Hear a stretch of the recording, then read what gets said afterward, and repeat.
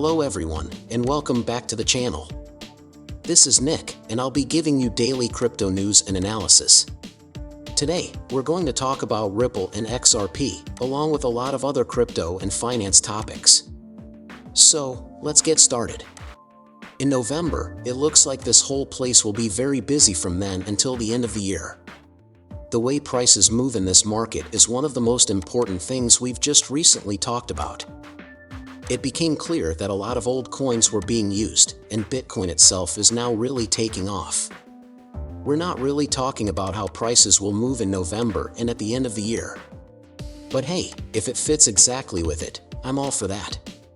Now, let's go back to November 18th because I said that everything is set up for November to be a key month for big changes and innovations in the global banking system. When Swift dropped dates about ISO 22, we also kept track of them. There will be big changes, and I was just quoting an earlier ECB tweet that was taken down. But what they were really saying was that they are laying the groundwork for the new digital world of banking. The digital euro will be used starting next month, so that's kind of where it all starts.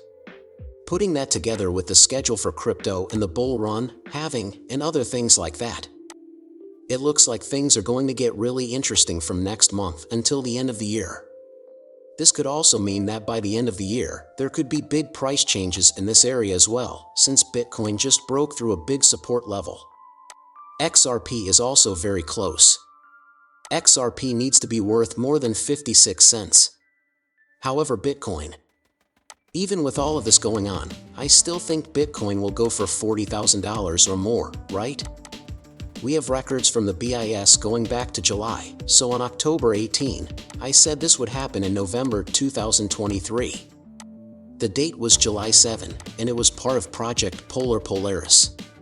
It's too bad that I forgot to mention that the BIS Innovation Hub Nordic Center is holding a cybersecurity and CBC meeting in Basel from November 8th to 9th, 2019.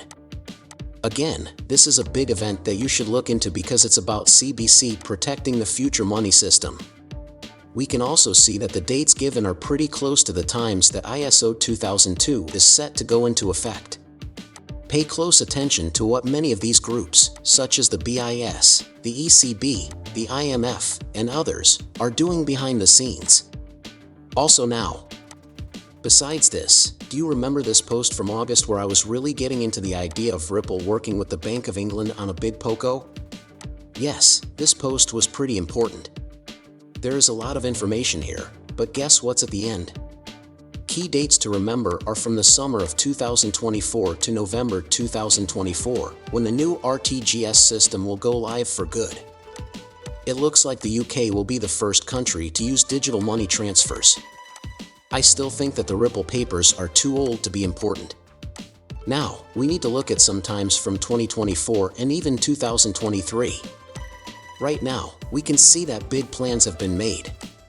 As an example, we moved CHAPS payments to ISO 2002 messages on June 19, 2018. In February of this year, the bank also said that the new RTGS core ledger and payment engine would be put in place in the summer of 2024, and that the transition state would be 2023. So, from about November of this year until November of 2024, there will be big changes to these RTGS systems and also to these other major payment systems.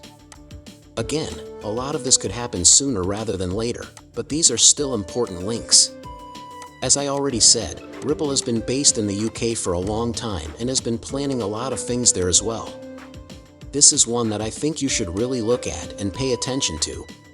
But after that, let's go back to November of this year and look at this. I don't know if you guys knew this from Flip the Chain, but at the next meeting between the SEC and Ripple, something big is likely to happen. The meeting schedule must be finalized by November 9, 2023, for the part of the case that is still open, which is institutional sales. There will either be a fine or a settlement, and then the case will be over. And this will be the last and final big argument about Ripple and, of course, the SEC. I can't wait to see what goes on here. It has been told to be done by the end of November 9th, though. When that time comes, will there be a big update? I don't know, but I'm excited about it. Again, this is a good step that will lead us to November 2024. It lines up with November of this year. Besides this, some big banks, like Standard Chartered, are also launching new digital banking systems that don't use paper by the end of this year. Thank you, ISO 20022. Let's do this. In this, all we see is the introduction and some text that talks about it. The text is basically them talking about this as a service for digital banking. Then there are a few more in-depth thoughts we have on this. Standard Chartered Bank was the first bank in the world to offer a BAS in Asia. The paperless digital account starting process is also set to begin in the fourth quarter of this year. There are interesting links between this and Ripple. For example, Standard Chartered and Deutsche Bank are both connected to Ripple. As a shout out to ISO 20022, let's do this again. By the way, I just recently made a video talking about Standard Chartered's investment in Ripple in 2016, which is also important to note. But we can see Ripple plus Deutsche Bank plus Standard Chartered partners in this blockchain with Ripple permissions. And now here are some things about the documents. This is the paperwork that Ripple has with Deutsche Bank. We also have Mr. Burles saying that Ripple built its system so that it could be used by large banks like Standard Chartered, Santander, and Bank of America. We need our answer to be able to handle a lot of transactions every second. Also, this is very important if you want to really look at the market side of things. Also, over here we have DLT, which stands for Distributed Ledger Taxonomy. We have circled the permission to widely share the ledger, which is a distributed ledger like Ripple, which is a global system for financial transactions. This is really cool. Then, over here, we have yet another screenshot of the same text. It says, under blockchain types and scalability and medium, public permission, examples. Ripple is a global method for making financial transactions. Very, very, very interesting.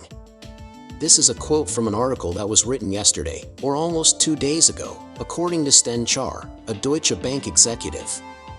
The piece talks about how to make stablecoin payments through the UDPN blockchain. The way they are writing this is also very interesting. As an example, it says that its goal is to use messages like SWIFT to connect funds across different CBC and blockchain networks. In contrast to SWIFT, institutions use a permissioned blockchain to send and receive messages. In a way, this is more of an open network that can link to different CBC and blockchain networks. This is really cool. Again, this is a network for all digital funds. How are they going to make things right? How are they going to link all of these different currencies? I don't understand how. A lot of people also believe that XRP is useless when it comes to CBCs and safe coins, even if CBCs don't exist yet. That's not true. You still need a decentralized bridge currency when you have more than one thing of value, like fixed coins or just CBCs. Really, think about it. How are you going to settle all the deals between stable coins, fiat dollars, other fiat currencies, digital currencies, and, tokenize valuable things if tokenization is going on? Everything will have to be worked out between the two of them. That's not possible without a decentralized bridge currency. That's why, what Ripple has really created and fixed is so important. However, we also have this, which is separate from all of this. All over the world, banks and other financial companies are getting ready for November of this year. Also, don't forget that we showed you this picture talking about how all the big banks are following the implementation of ISO 2002. A lot of these aren't even banks. It's also the DTCC and SWIFT as a whole. This is really important. On the other hand, we have the latest news under Brokerway here.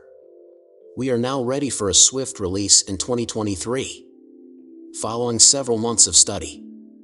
After being built and tested, our system platform, Us.Thankx, is now ready for the release of SWIFT standards.